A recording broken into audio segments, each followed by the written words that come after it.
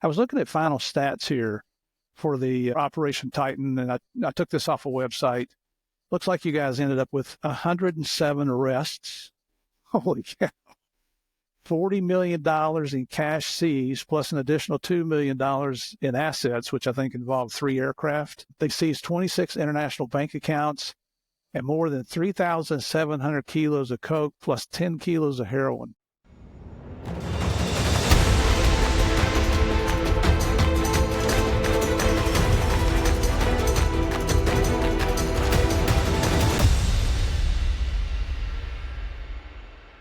So while you're in Miami, there's an ongoing operation that you and I had briefly discussed, known as Operation Titan. And I think that was when, in a previous discussion, you'd mentioned that that's when you were reassigned to Group 10 in Miami. And that always gets me excited because when I got to Miami in 1987, I was one of the original members of Group 10.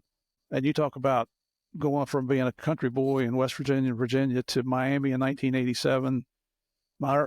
The most cocaine I'd ever seen, I've been a cop for 12 years, the most coke I'd ever seen at one time in those 12 years was 2 ounces.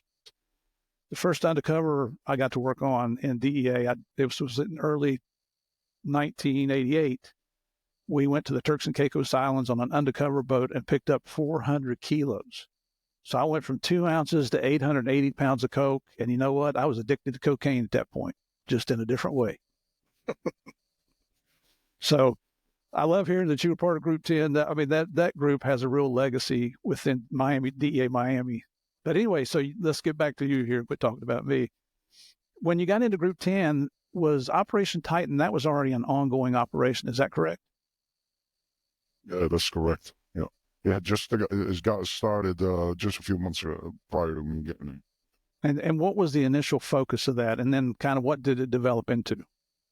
So Operation Titan was your typical Attorney General exempt operation, ATEO, as they called in the DEA. And that revolves around undercover money operations, basically doing money pickups, money drops. And the way it started, that particular case was two Colombian guys had a little computer business going on in Miami, just like you see hundreds of them on 72nd Ave in Miami. They're little closets that sell used computer parts.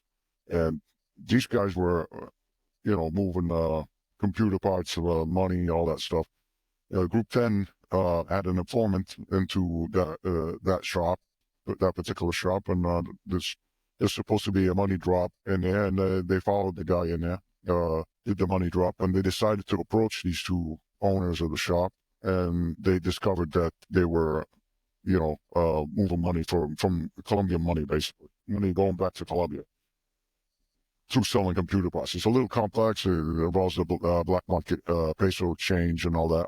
So long story short, they flip up on phone lines in Miami on people dropping money to that store, right? And they start intercepting the store itself, and from the store, they start intercepting Colombian phone numbers. In Colombia, as you know, we have vetted units, and the DEA has the largest presence abroad is in Colombia. They work very well with the Colombian cops, the vetted units. We pass them those phone numbers, right? They get the phone numbers, and they study them and see if they're interesting. They go up on them. They spin up to start listening to the conversations. In this particular instance, they identified the Colombian number. They flip up on it. It was very interesting. They flip up on the other one, on another one. They identify a higher up guy and keep going up the chain. Eventually, they tap into a guy they called Don Pacho up in Medellin. Don Pacho at the time was one of the people who were in charge of the Oficina de Envigado, which is the residual from Pablo Escobar that, as you know, you're doing basically. When you guys knocked off Pablo Escobar, it created this Oficina de Envigado, which is a group of those knuckleheads that run the show. Don Pacho was more in charge of settlements, basically. He had contacts with assassins, the sicarios. He had contacts with the money people. He was an arbitrator. He was a little bit of everything. He was very high up in the thing. When they spun up on him, down in Colombia, they start identifying other phone numbers, and I'll get back to all that a little bit further down because that's where I come in the picture. But as far as Operation Titan, that's how it was started. Money movements, and the Attorney General exempt operation basically allows DEA undercover agents to plug into that system of money laundering to identify the system. So you're allowed to launder some of that money. You open undercover bank accounts, you have undercover IDs, and you do money pickups on behalf of that organization, and you plug into that whole network, and you start identifying everybody. And when the time comes, once you max out your identification, you take the top tier of that organization and you prosecute it. Basically, you bring it to the U.S. Attorney's Office and you get the prosecution, convictions, and seizures. That's where the money seizures come in. Yeah, it's interesting that that's basically, yeah. Yeah, and that's it in a nutshell, because it's a whole lot more complicated than that. But it's interesting that you mentioned La Oficina de Envigado, because the head of that was a guy named Diego Murillo, who everybody knows as Don Berna. He was, and I'm not, you probably are aware of this, but when the Attorney General of Colombia back in the Escobar days created that self-surrender program, Diego Murillo took advantage of that. And so we're in Medellin looking for Pablo for 18 months. And all of a sudden this guy shows up, and I mean, he just looks like a thug. He just looks like one. He's got that persona about him. Well, what we didn't know at the time, and this wasn't revealed until after Pablo was dead, but Don Berna was the head of Los Pepis. And that's the vigilante group that had a lot to do with taking down Pablo Escobar. And you guys eventually arrested Don Berna, and that's just his nickname for Diego Murillo. And he got 30 years here in the United States. He's getting pretty close to his time now. I think he might even be in a pre-release center about now that he's going to be back out. So it'd be interesting to see if La Oficina de Envigado II, number 2, shows up when he goes back to Colombia, right? I was saying, Titan was interesting because the group was a big group. It was a heavy group. I mean, it had a lot of agents in it, more than the normal groups, especially for Operation Titan. And I think the management in Miami at the time recognized that, and they just stacked up the group. And there was so many different sub-operations going on. Part of it, like Don Berna and Gordo Paredes was another one. You had like 4 different kingpins that were involved in that whole case, and handled by different parts of the same group, Group 10. Which is unique. I never saw that again in the. That was, and a friend of ours, a friend of both of us, Dave Tinsley, had a lot to do with creating that operation, right? That's correct. Yeah. Yeah, he's actually the brain behind it. He's the one who wrote it up. Yeah. Yep. So eventually, do you start working undercover on Operation Titan? Yeah. So I get to Group 10, and I was saying, like I was saying, there's different groups within the group working different parts of that case. And I'm in there, and I knew they were up already on lines. I'm working my own thing. I say, I came from Group 6. We were working a lot of heroin. We were knocking out heroin like it was out of style. And I come to Group 10, and it's cocaine, cocaine and money laundering, a lot of money laundering. So I'm trying to get my feet wet in that group, try to find my spot, basically. And I'm walking by the desk of one of the agents. She was kind of running one part of the operation, where they had the wiretaps going on in Colombia. So she was getting the feedback from those wiretaps. So at one point she got a disc from Colombia, and then she's playing the disc, trying to figure out what language is being played on that disc, that they captured on the intercepts. And she couldn't figure it out. So she's asking people, and I happened to be walking by the desk. I said, what's going on? She goes, I just got these recordings from Colombia, and no one knows what language it is. Is it Hebrew? Is it Chinese? We don't know. I said, look, can I listen to it? She gives me one of the earpods, throw it in my ear, and it's I hear Lebanese Arabic, and I'm like, oh, that's Lebanese Arabic. They're talking pretty openly. Like this guy's talking about moving guns and stuff like that. And she goes, wow, really? Like they're getting ready to go down on the lines in Colombia. So I asked her for the background on the thing, and she tells me basically they were up on Don Pacho's lines down there, and he's talking to a guy that has an accent, like a severe accent when he speaks Spanish. He speaks good Spanish, but with an accent, a foreign accent. So they spun up on his line. He was an important figure as well. They called him Taliban, that guy. So he's Middle Eastern.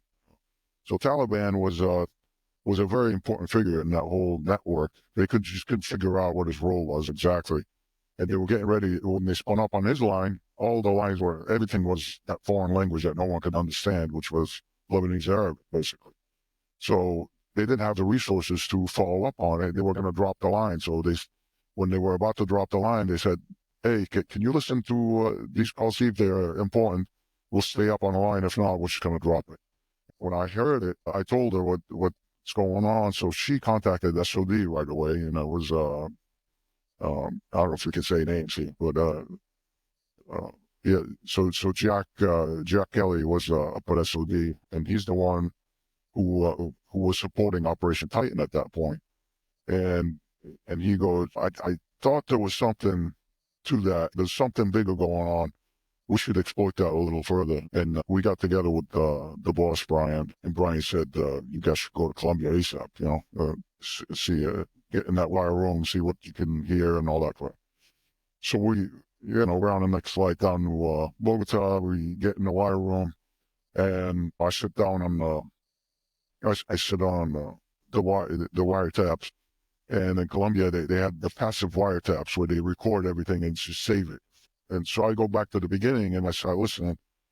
There's thousands of calls. There's like 7,000 calls on the server that they had intercepted from those guys. So I'm not listening to all of them. I figured I would, listen to one here and skip.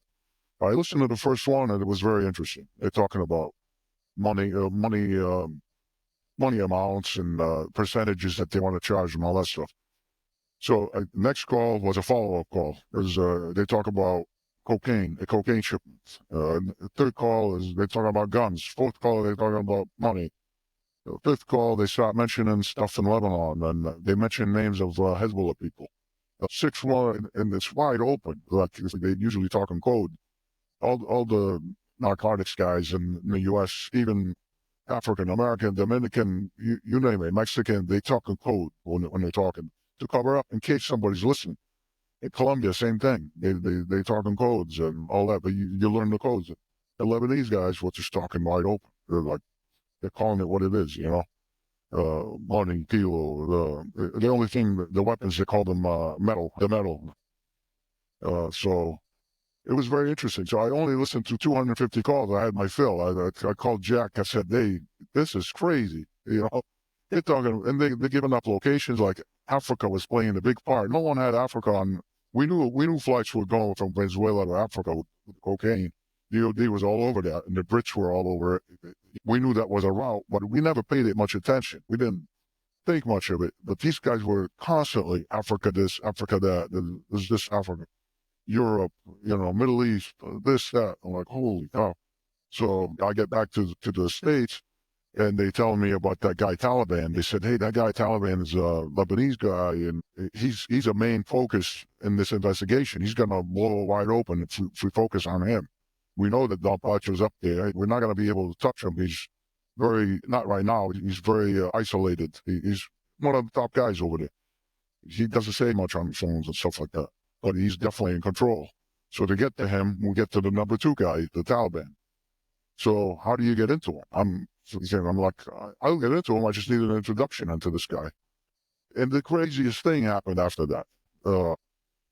At the same time this is all happening, there's a walk-in informant that walks into Panama, the Panama embassy, when all this is going on, right? And this walk-in, you know how we say in DEA, every agent has a star informant, right? You have one star informant that makes your career almost. He's just one guy that knows it all, or that was one of those guys. He was a superstar freaking CS, a confidential source. But he walked into the Panama embassy and had information on the same network basically. So Initially, he was trying to contact the agency, or FBI, and because the weapons involved and stuff like that.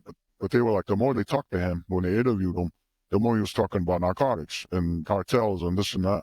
But they said, you may want to talk to the DEA. So they put him in contact with the attaché over there. The attaché sat down with him and interviewed him, and he was talking about basically Don Pacho. He had his phone number and all that stuff, right? So they called Jack. They said, hey, we ran this number in the system, and they flagged on Operation Titan. What can you tell us about it? And he tells them, you got to talk to Group 10 ASAP. This is very important. So he contacts Group 10. The agents have a discussion about this informant. Hey, can we meet with him? Well, he's ready to quit. He's not happy with what's going on. Long story short, that informant was being extorted by a guy named Babyface in Guatemala, right? Which is why he went to the Panama embassy, so that he doesn't, so he's not seen walking into an embassy. And to complain about him, he's a businessman, the informant. He's into the shipping business. He ships containers to Europe, Middle East, Africa, all that. And he was being extorted by Babyface. Babyface, he said, according to the informant, reports directly to Don Pacho. He is the execution arm, the head assassin, basically, for the Oficina de Envigado. He's killed people, and that's his job, to extort people. He's the mafia behind the whole freaking thing, and make sure the payments get to the Oficina. Babyface was twisting them up pretty good, right? So he's ready to quit. He wants to go back. He's Middle Eastern origin. He wants to go, the informant, he wants to go back to the Middle East and cut ties and hide, basically, because of all these issues that he's having. So we have a little internal discussion in Group 10. How about we do something to have him bring Babyface to the U.S. for an important meeting with Colombian traffickers? Because these guys are always, they want to expand all the time, right?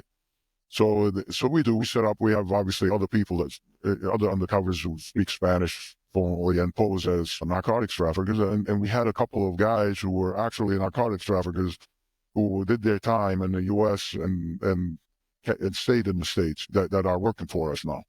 So we bring three of those guys that know what they're talking about, and they have people to vouch for them overseas, which is important, as you know. When you're talking to a bad guy, you need somebody to vouch for you, right? Otherwise, you're an outsider. You're looked upon as a cop immediately. So we set this meeting up, and Babyface agrees to come to meet those big Colombian dopers in Miami. But of course, he wants the informant who we'll call CS1, because he was like the main CS in Operation Titan.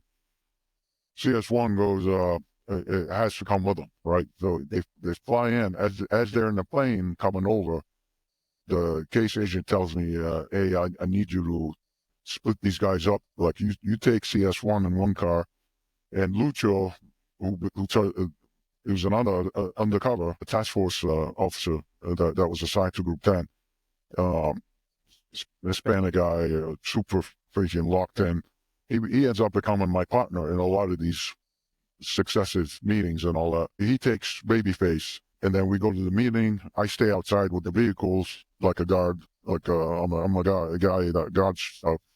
And they go in and have their meeting. So that was my role, right? My first undercover role. We pick them up at the airport. We split them up. The informant was pissed off that we split them up. And I'm in the car. I start talking to him in Arabic. He turns completely. He does a 360. He tells me, he complains, I was ready to quit. I was giving up, all that. I'm like, no, we're with you. I took him back down off the ledge. He tells me, when we get to the restaurant where they're going to meet, this big meeting, he goes, come in with us. I said, I can't. I'm supposed to be outside with the vehicles. He goes, no, you got to come in with us. So I contact the case agent and inform him that, okay, yeah, go ahead. Go in. So I go in and I sit at the table like the fifth wheel, right? You got 3 Colombian real dopers that were former dopers that work for the DEA now. I was sitting at the table. You got Babyface, you got CS1, you got Lucho, and me. I have no role in this whole thing. But I'm sitting next to Babyface. That's just the way it happened.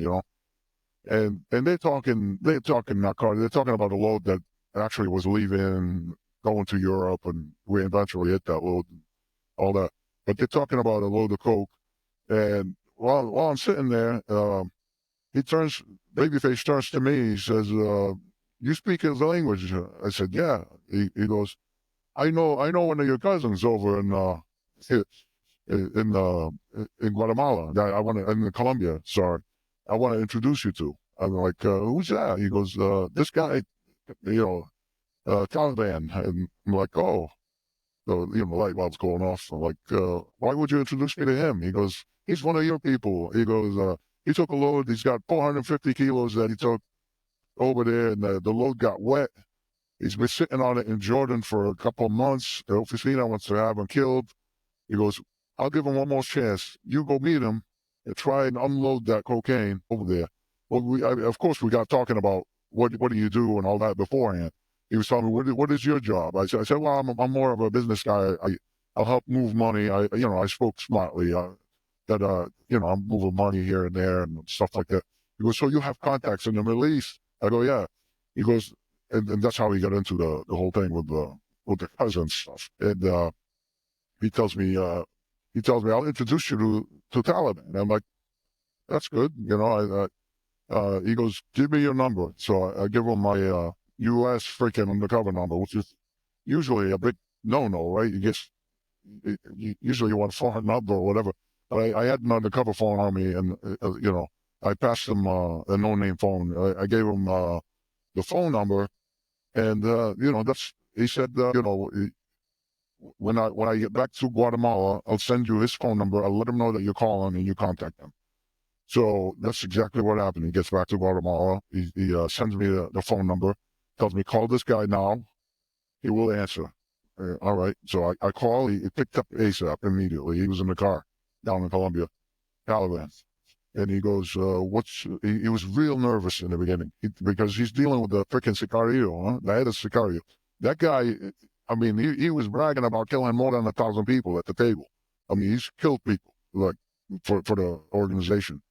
So think about that, right? So the collector is lost 400. There's a loss of 450 kilos that they haven't collected on. He wants me to get a hold of the freaking guy that lost the 450 kilos and to make a pay, right? To settle the problem. So I wasn't thinking that way at the time. So I got a hold of the guy. He's real nervous. I couldn't figure out why. He goes, you calling me from up there? You're like, U.S. That's where your friends, they really like us a lot, like, yeah, they like you a lot. Yeah. So a little small talk here and there and all that. But then he goes, what is the issue? Why are you contacting? I said, "I'm contacting you on behalf of Babyface." He told me to hit you up if there's a load, and I said it openly for the recording here. There's a load of the 450 kilos sitting in the freaking thing. He goes, "Oh yeah, but the freaking load got wet. I just need time to get rid of it." So he buys right into it. He goes, look. He goes, "Why don't you come down and meet me in Medellin?" He goes, "Right now." We're like, "Get on the plane. I'll meet you in Medellin. I'll pick you up, take care of you, all that stuff." I go, "Sure, I'll come down." I said, I'll come down and meet you in person. He said, "These things are better discussed in person, Hang up with him. The next day, that was late at night. The next day, management is involved. They're thinking of the think tanks. They're like, "Oh, Medellin, that guy owes money. He might have you off, kidnapped, all that. How about you go to Colombia? Bogota. How about you go to Bogota and meet him on your terms?" I said, "Yeah, well, if we can do that then." So I'm brand new at this. Outside of doing like crack buys in Revere, I had no undercover experience. You know what I mean? As far as that's concerned. I don't know if you need it really, but you just got to be yourself, right? Usually. And backing up a little bit, I haven't been in the Marines for so many years. I got a buzz cut, freaking tattoos, all that shit, and everyone like, "Oh, you'll never pass as an undercover." You look too much like a cop, your demeanor. But it ends up. Oh yeah, out, it's what, and you've got the ability to think on your feet, to adapt to whatever the situation is. Just like going into that meeting unexpectedly, and then you're looking for an intro. Nobody can figure out how you're going to get an intro into this introduction or into this bad guy organization. And lo and behold, the bad guy is the one that's making the intro for you. It's amazing how these things work out. That's very unusual. I'll say that. And I'm guessing the fact that you spoke fluent Arabic had a lot to do with it. I think that probably helped you a lot, didn't it? Well, well, I wouldn't say fluent. I mean, yeah, I understand Arabic and all that, but I mean, I've been out of the freaking place since I was a little kid. I mean, I lost a lot of the Arabic, the keywords, you lose it. You lose a language, even though you learn it as a kid, but you still have it, but you lose it. So I wasn't fluent, but I made things work, basically. But, uh, but the fact that Babyface had vouched for me made it so much easier. That's what you need. You always need the bad guy to vouch for you.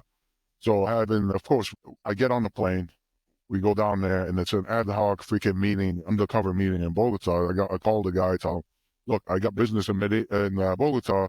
I'm not going to go to Medellin just to meet you. It's easier for you to come down. I'm coming all the way from the States. Meet me halfway. He goes, yeah. I'll be right down. He gets on the next plane. Boom, he's down. His driver freaking drops him off. We went to this Turkish restaurant in Bogota. It was pretty famous Turkish restaurant right in the middle of Zona Rosa. Yeah, I go in there. I got there a little late, and of course one of the agents. We already have information. This guy is he's not a Hezbollah member, but he's in contact with some of the top leadership for Hezbollah, Syrian intelligence, all that stuff. When SOD does their workups and they see the phone contacts, all that stuff. Dangerous person. So the agent gives me his handgun. I freaking strap it to my ankle. I take in 3 recording devices with me. I got them all over the place, right, for the meeting. In case one fails, the next one doesn't, Walk into the meeting, all 3 freaking devices failed, the recording. But thank God they were up on the right lines, because during the meeting he kept calling Don Pacho, and they were picking up a lot of the conversations that way. But so that saved the day a little bit. But so I walk in there, there's nobody in the restaurant. He had booked the restaurant for us. There's no one in there, right? I walk in, there's Knucklehead and his girlfriend sitting there, because he's married, but that's not his wife. And so I go sit, he's got the spread, the food and all that. I sit down and he starts asking me about my background, where I'm from and all that. There's no hiding it. Like, I knew parts of Lebanon where I could talk easily about, but the parts I talk about are like Christian areas. I know he's a Muslim, so he's gonna know right away that I'm not a Muslim. So no use bullshitting him there. But I could twist the little things here and there. We're talking about things, how do you move stuff, how do you do this? He's grilling me. Once he got a good feel, he opens up. He starts telling me out. They move 350, 450 kilos a week. Up through Cartagena, Barranquilla. From there, they ship them to Panama. They put them on containers. The containers go east. Sometimes they stop in Europe. They offload there while in transit. When they transit through Europe, distribute the stuff. Sometimes the containers go to the Port of Aqaba in Jordan, where over there they know a general that works for them. One of the Jordanian generals who are all relatives of the king. But he has 10 cars that are trapped out. They load the kilos in there and they drive them up to Syria, to Damascus, where the Syrian intelligence protects them. And then from there, they drive them to Lebanon, where they have 5 different clans, drug clans, all Hezbollah people that take possession of the narcotics, ensure that it gets to where it's going, and then the money comes back to the exchange houses, the way we had been seeing it with Titan and SOD and all that stuff. Your cash gets infused into the exchange houses in Lebanon. Two main ones, Alyssa and Ayash at the time. Mm-hmm. Now there's more. What was the final destination of that cocaine? All over the Middle East. So the cocaine and like some of it ended up in Europe, right, in transit, and a lot of it ended up in the Middle East. So we'll go to Saudi Arabia, Israel, some a little bit in Jordan, Syria, Lebanon. And he told me the prices of the kilos in each country. Like in Saudi Arabia, it was $100,000, or $120,000. I can't remember. In Kuwait, it was like $80,000. In Lebanon, it was $38,000 a kilo. So in Israel was the cheapest, the higher consumption rate. That area known as the Levant region, right? which comprises, and we had this conversation before the recording because I didn't know this, but it comprises Syria, Lebanon, Palestine, Israel, Jordan, and Cyprus. I guess in a nutshell, correct? Correct. Yeah. So did you have to go to Lebanon and go work undercover over there? So I did go to Jordan. I didn't go into Lebanon. I did go to Jordan at one point. But so that's stemming from that discussion. He wanted me to take possession of those 450 kilos, but he said there's more kilos as well. There's almost a ton sitting in the warehouse in Jordan. And we end up, I tell him, why don't I meet you over there? So, and you give me those kilos and I'll take care of them. And we figured I'll go there, get possession of the keys, take it down in Jordan. His organization gets locked up. They do the takedown over in Colombia because Don Pacho was directing this guy to do everything. He had to vouch everything to Don Pacho anyways while we were sitting there together. We end up going to Jordan. In Jordan, the agency stepped in and delayed our operation several days. By delaying the operation, the Syrian intelligence picked him up because he owed like $650,000 on the previous deal that wasn't paid. He was counting on us moving that 450 to pay off, Syrian intelligence, and just one big cluster of issues and all that. And eventually got it all taken down, of course, at the right time. But there were so many more undercover meetings in Africa and all over the place. Even in LA, we brought one of the guys there. There's just so much more we didn't scratch the top of the Titan at this point. When you say the agency stepped in, who are you talking about there? The CIA, basically, stepped in and just delayed it a little bit. They had their own motives. I'm not going to question them, but of course, everybody has their own opinion. Jack Kelly, you talk to him, he'll lock out completely on the agency. Jack's a little bashful, isn't he? So I'm looking at and I don't want to rush through this and here's the thing for our listeners. This guy we're talking to, John, has so many stories. This Operation Titan is just one. And I want to touch just on one other one at least before we run out of time here. But I was looking at final stats here for Operation Titan, and I took this off a website. Looks like you guys ended up with 107 arrests. Holy cow. $40 million in cash seized, plus an additional $2 million in assets, which I think involved 3 aircraft. They seized 26 international bank accounts and more than 3,700 kilos of coke, plus 10 kilos of heroin. Now, was that heroin Colombian or was it Asian? That was Colombian heroin as well. That was part of that same different undercovers working in the... Yeah, and this is, phenomenal stats. Just think about, for our listeners, just think about what court would have involved for 107 defendants. Now, I'm going to guess most of them pled out. Is that true? Yep. So, they all did time. So, yeah. Yeah. So it was a phenomenal operation. Before we started this recording, we were talking about, because I was assigned to Special Operations Division also, and that was 2001 to 2006, and that Operation Titan was ongoing while I was there back in the early 2000s, and it went on for years after that. But the other thing I want to talk about just real quickly here is you ended up in France as the country attaché. Is that what you call it? You did some things with the French police that it sounds like were not common over there. So can you touch on, you had told me about several operations, but just touch on one operation for us. Which one are you really proud of and maybe received a French medal for? Yeah. When I was there, the first two and a half years, I was busy in Africa because we covered 10 countries in Africa. Mali, all the hotspots on there. That's another whole show if you want. After a couple of years, DEA opened offices in Africa, so my responsibility shifted back to France. And at that point, I started building relations with the French cops, which they're phenomenal, hardworking cops, like most DEA guys we know. We came to them. One of my old friends from Miami tells me, "Hey, we're into this organization in Colombia. They're looking to drop cocaine in France. They're looking for a point of entry, and they have an organization set up in France to distribute it. They just lost their point of entry, and so we were thinking of doing international controlled deliveries using planes that we control to pick up from the bad guys and drop to the bad guys. So that's the concept that wasn't done in France. Where you don't do, it's not legal anyways. But I started talking to the cops there, meeting with judicial, authorities, the judges, instruction judges, they call them, that control investigations. And they said, we can make it work. We'll accept it. And in France, this is a bomb that I'll drop here.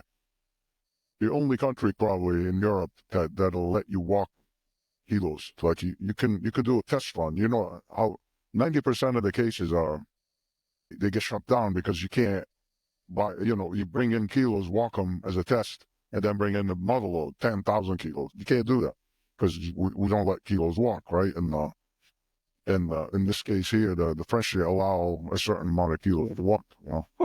I've never heard that. So we did. Yeah, I mean, they stay on it. They never lose the kilos, but it'll take them a month to recover the kilos, but they stay on them. And where they go and all that. It's just very complex to explain here, but they're very good at what they're doing. So, and that's what happened. We did the test run. The test run went through.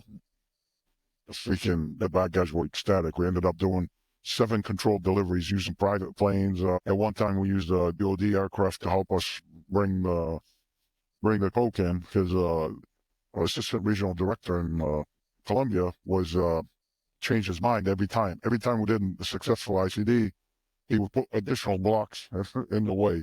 So we had to change the whole modus to get the kilos in. The last one had to go through Puerto Rico, for example. We didn't call that, but that's how it had to go, So, and we did it. Went through different islands and all that and brought the cocaine. And it's hairy when you stop in a different country.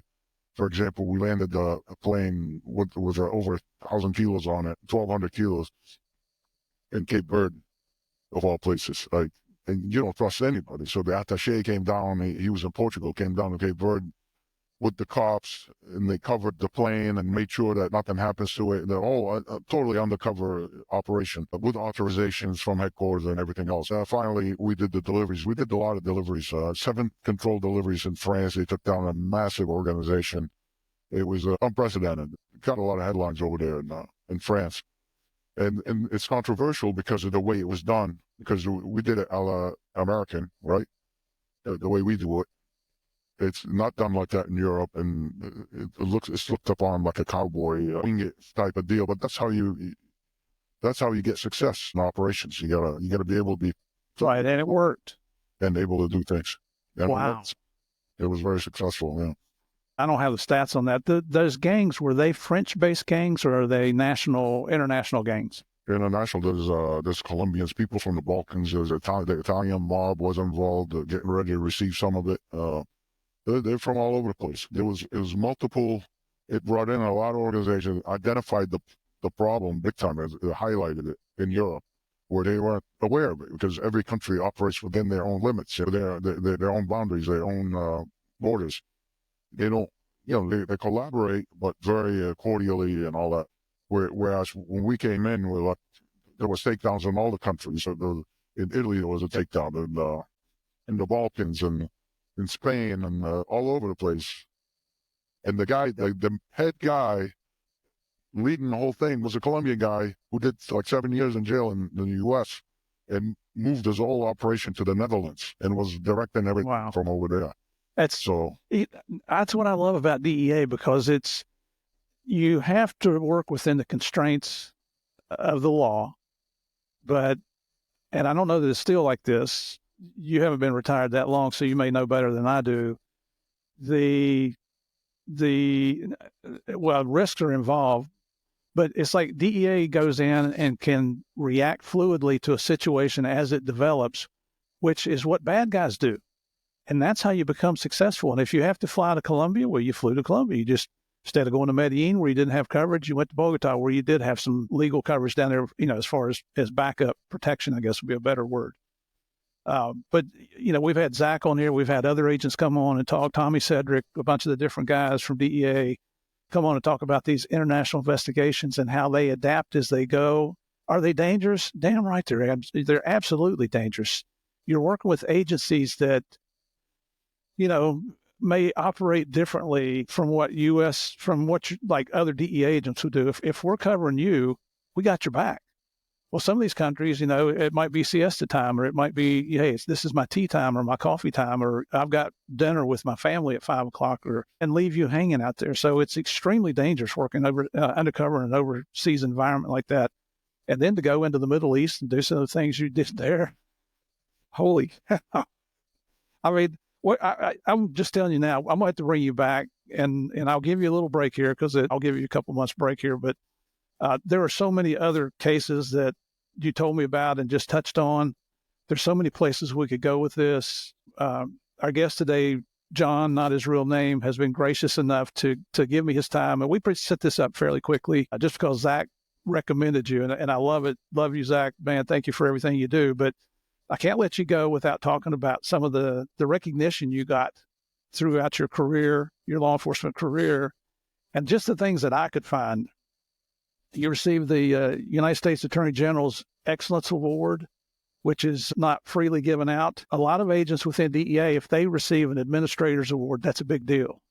Well, how many of those did you get? Yeah. Show off. While you were down in Miami, I see that you got the Miami-Dade Chiefs Federal Agent of the Year Award. And I just got to imagine that has got to be one of the biggest honors, because you and I were both cops before we became federal agents, and we know what we thought about feds. And the fact that you won their confidence and the chief of Metro-Dade recognized you, that's pretty impressive. There's an organization called the Association of Federal Narcotics Agents. We call it AFNA, which I'm a member of, and you received the Agent of the Year Award from them. And I just got to toot my own horn here a little bit. I received that from in Atlanta when I was there. So that's being recognized by your brother agents. So that's a big deal. What are you peers? Yep. It's all. And then there's an organization, National Intelligence Organization, the Defense Intelligence Agency, DIA. You received the DA National Intelligence Meritorious Citation, and not from DIA, but from the Director of National Intelligence. That's a presidential appointment position. Who was the DNI back there? It was Carter.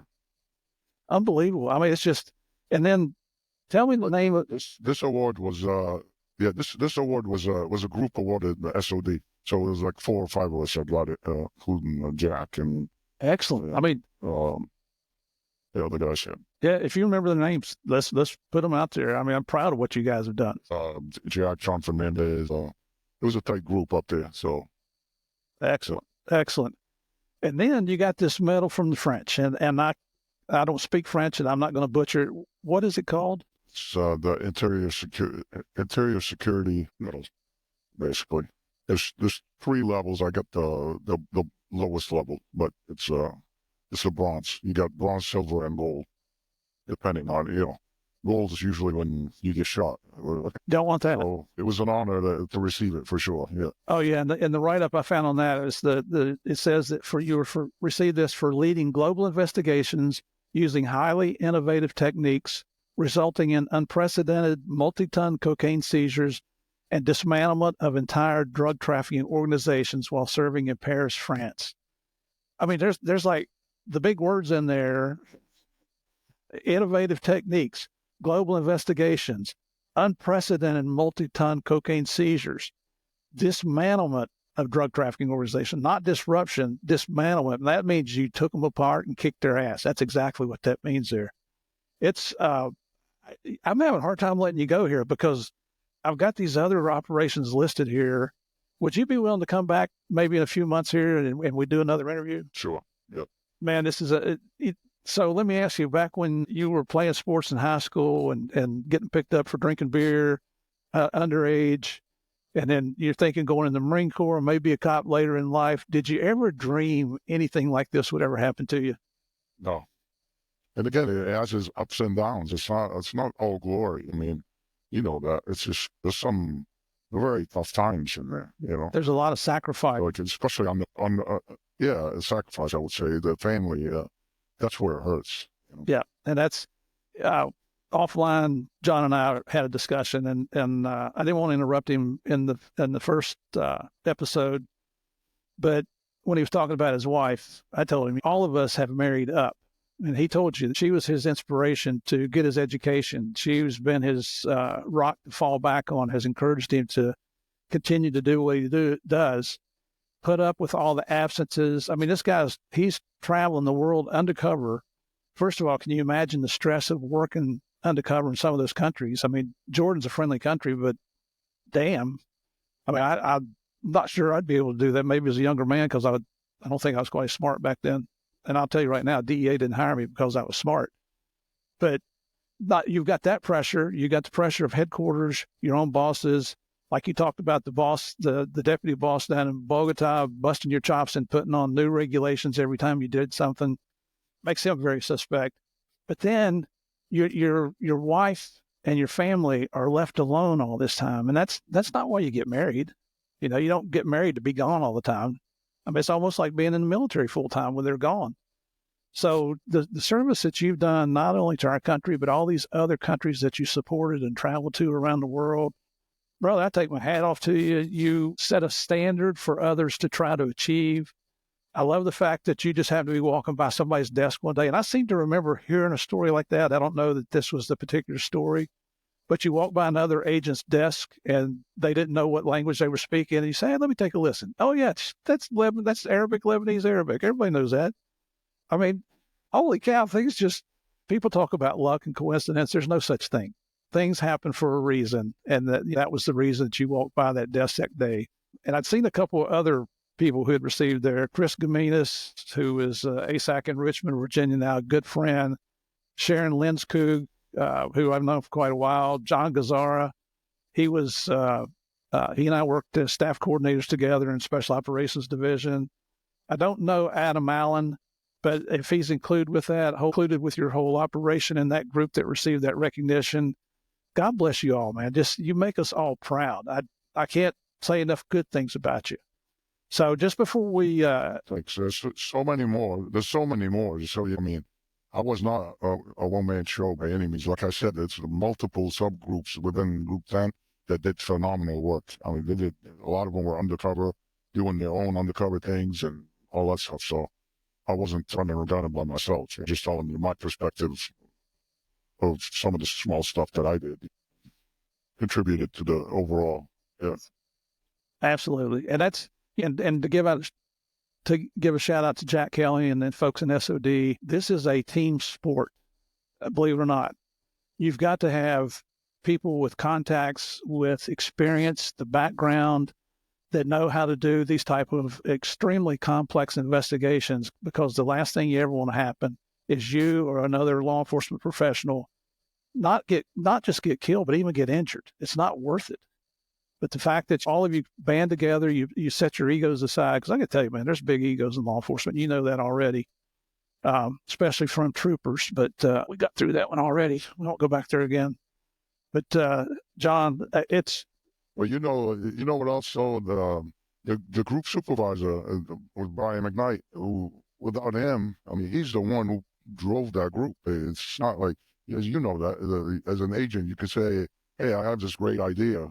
But if you don't have the support of your supervisor and his supervisor, A.D. Wright was his supervisor, and then you had Truville, and then you have Derek Malson, SOD, all these guys driving at the same time. You mentioned Gazzara in Colombia. Without him, none of that would have happened, you know? And someone scared would have said, that's too risky. We're not going to do this, you know? So it's, you have to have everything lined up and everyone working together. And the stars were lined up in that case, you know? Doesn't always happen. And that's what I admire most about DEA agents, is they've got the balls to at least try. And I'm talking about from the street level agents all the way up to upper management into headquarters. It hasn't always been like that, but it certainly was during this time. And Brian McKnight, your supervisor, he had already spent time down in Colombia, hadn't he? Not permanently, no, but he's traveled a lot in Colombia. Mm-hmm. So this is all good stuff. I can't thank you enough. Is there any last thoughts you'd like to leave us with before we cut this one off? No, I mean, we touched a little bit on uptight, and it doesn't give it a disservice to it. It's crazy. And shout out to all these guys that worked it all over the place, even up in New York. Like, we didn't mention all the other cases it touched and spun up and all that stuff. This thing lasted for years. It did, yeah. 5-6 years, I believe. And, only in the DEA you could actually run something like this. I just don't know of another agency. Maybe the agency, it's the sister agency there, or mother agency, whatever you want to call it, can do stuff that lasts forever like this. But just to be so fluid, 1 minute you're an undercover agent, the next you're in court testifying, the third you're a case agent on the same case, or whatever, collecting evidence, whatever, or you're the wiretap guy. Like, it's everything. And I don't know another agency that'll do that.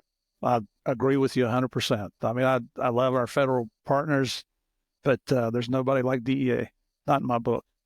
So, John, it's an honor to have you on here, brother. I can't thank you enough for giving me your time. And now that you're going to give us more time in the future, I'll go ahead and say thanks for that in advance.